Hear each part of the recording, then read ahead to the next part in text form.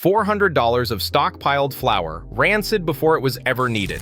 With fertilizer costs surging 26%, Americans are panic buying wheat and flour for 2026. But 5 critical mistakes in storage are quietly ensuring most of it won't survive the shelf.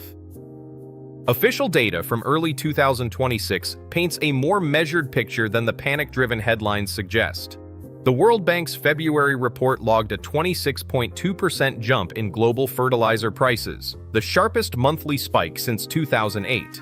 This surge followed a combination of rising natural gas costs, shipping bottlenecks through the Strait of Hormuz, and a rush for nitrogen fertilizers in the Southern Hemisphere. Meanwhile, the Food and Agriculture Organization Food Price Index for March stood at 128.5, a 2.4% increase from the previous month. The FAO Cereal Price Index edged up just 1.5%, and wheat prices rose 4.3%, significant but nowhere near the double-digit jumps circulating on social media. No official record confirms the widely repeated claim that U.S. fertilizer supply fell to 75% of normal. Trade bulletins and industry statements described inventories as below normal, but concrete figures were missing.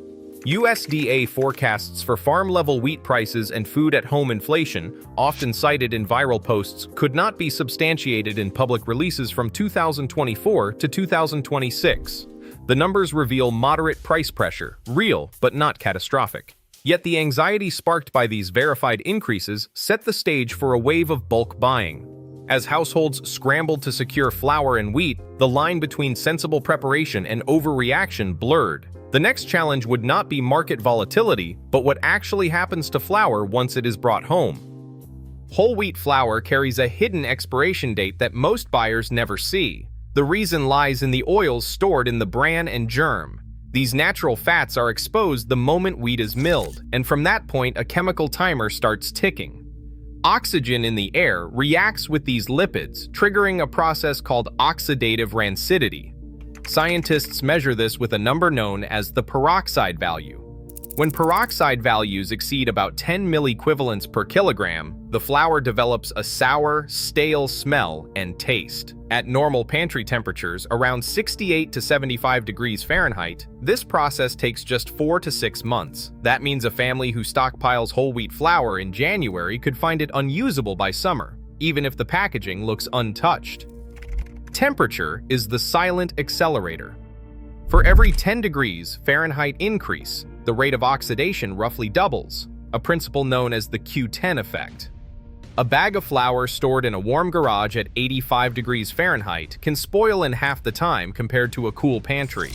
Enzymes left in the flour after milling also speed up the breakdown of healthy oils.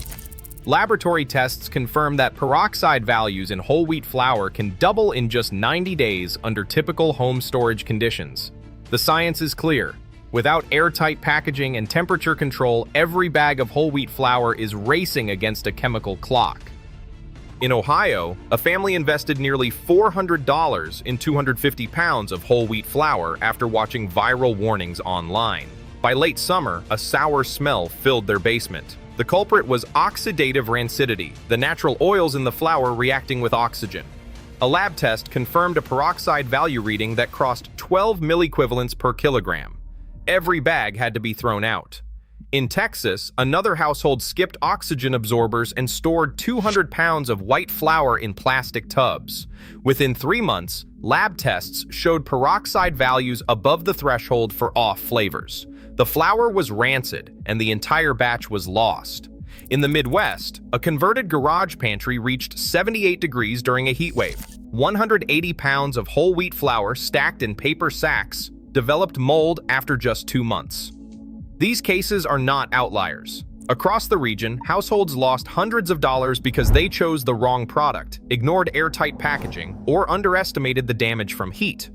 The science behind these failures is clear, but the financial and emotional toll is often overlooked. A New England family stacked over 200 pounds of flour in their basement, trusting cool storage to keep it safe. 6 weeks later, every bag was alive with tiny larvae. The culprit was insect eggs from the mill, invisible but present in dozens per kilogram. They hatched because the flour was never frozen. Their ordeal, captured in a viral video with 3.2 million views, became a cautionary tale. Lab tests confirm the risk. Flour stored in cardboard or paper can average more than 60 viable eggs per kilogram within a month. The overlooked fix is freezing. 72 hours in the freezer destroys nearly all eggs and larvae, but even flawless flour can't outlast time. Milled flour's shelf life is short, no matter how well sealed. The answer is wheat berries. When kept below 55 degrees and under 45% humidity, kernels stay viable for decades. Orders for home mills jumped 38% in 2026. As Harvest Line's chief executive officer put it, real security means keeping grain fresh until it's needed. Wheat's lower fertilizer demand made the shift practical. Today, improper storage still turns emergency reserves into waste. Real preparedness means knowledge, not panic. In 2026, the difference between edible and inedible isn't luck, it's understanding. Stay informed and choose wisely.